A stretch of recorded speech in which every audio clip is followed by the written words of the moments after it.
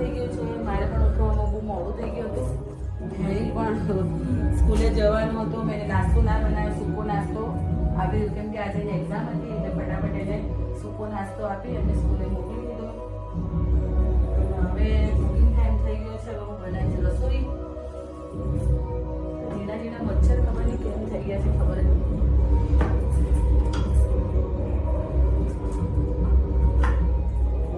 ક્યાંથી આવે છે કોઈ ખ્યાલ જ નહીં આવે.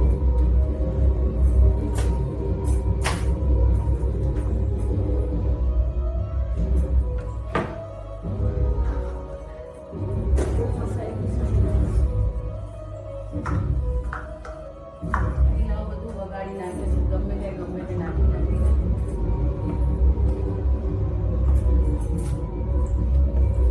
ચાલો મિત્રો, હવે કરીશ કુકિંગ કેમ કે 11 વાગવાની તૈયારીમાં છે અને બધું બહુ કામ પડ્યું છે. આજે કુકિંગમાં હું બનાવું છું કાજુ કરી.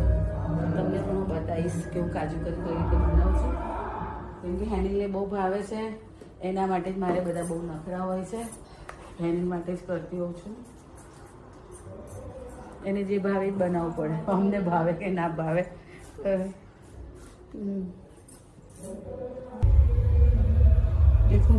જુઓ મિત્રો,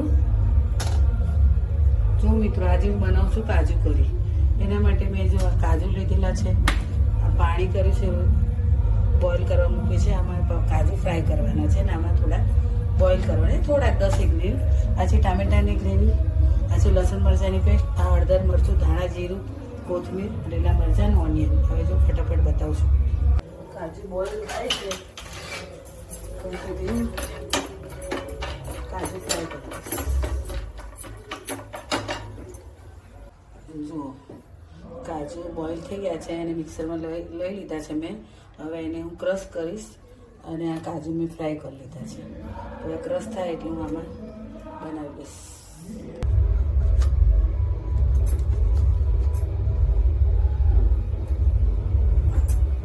જો તેલ મૂકી દીધું છે.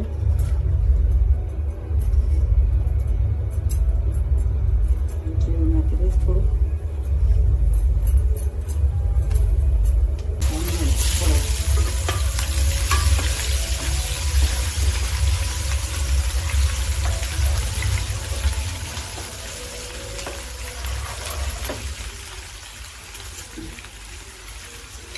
આદુ લસણની પેસ્ટ,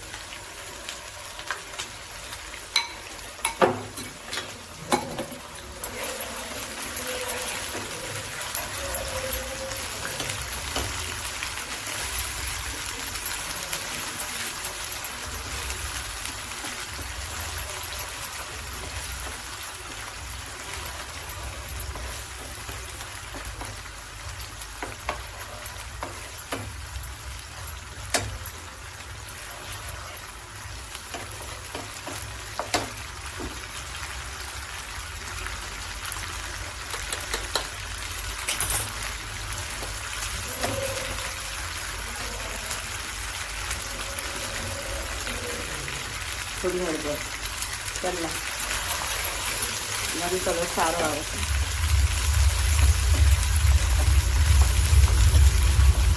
ટામેટાની ગ્રેવી,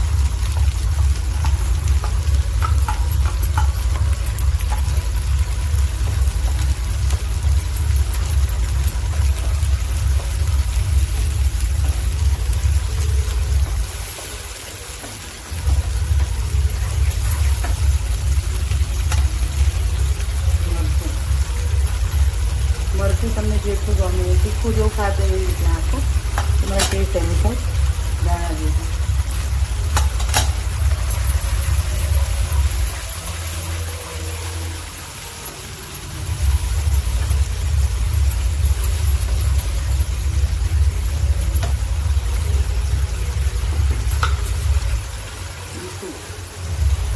સ્વાદ અનુસાર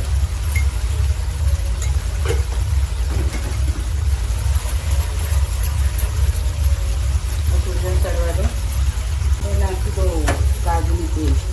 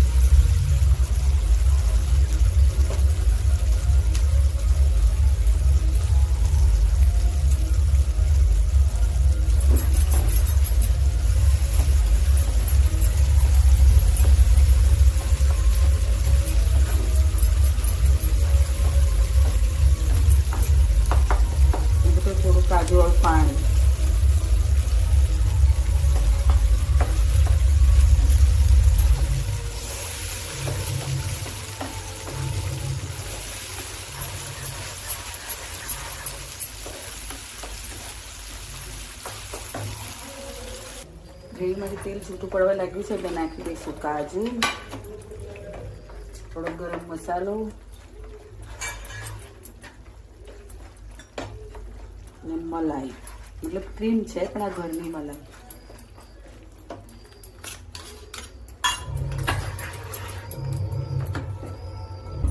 એ બનીને કાજુ કરી બનીને રેડી છે.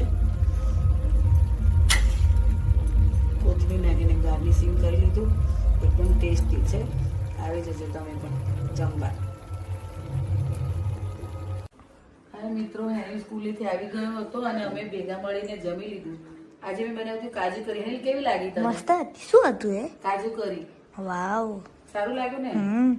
જો મિત્રો, અને હવે આ પડ્યું છે જમી લો. આટલું બધું વાસણનો ને આ બધું કિચન ક્લીન કરવાનું ને મેળ આવીને ખાલી કચરા પોતા કરીને જાય છે. કચરા પોતામાં એની ઘણી વાર નથી લાવતું.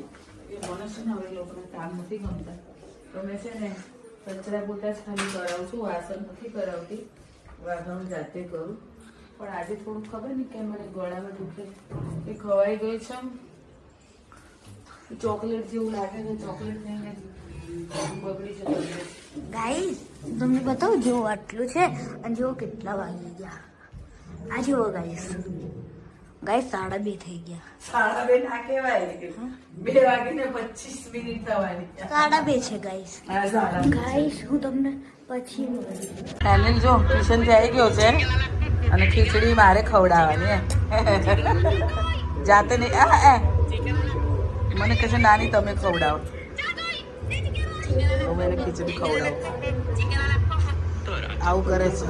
બર્ગરમાં, પિઝામાં ડુંગળી ટામેટા આવે ને, સેન્ડવિચમાં તો ભાઈ બરાબર બધું ખાઈ જાય છે, હે ને? અને ખીચડીમાં જો આવી જાય ને તો એને નથી ખાવું ગમતું. અને આ ફોન જોવે છે. અને કાલે એક્ઝામ છે અને શેની છે? ગુજરાતી. હે કાલે શેની એક્ઝામ છે? ગુજરાતી ને બીજું? હા, EVS.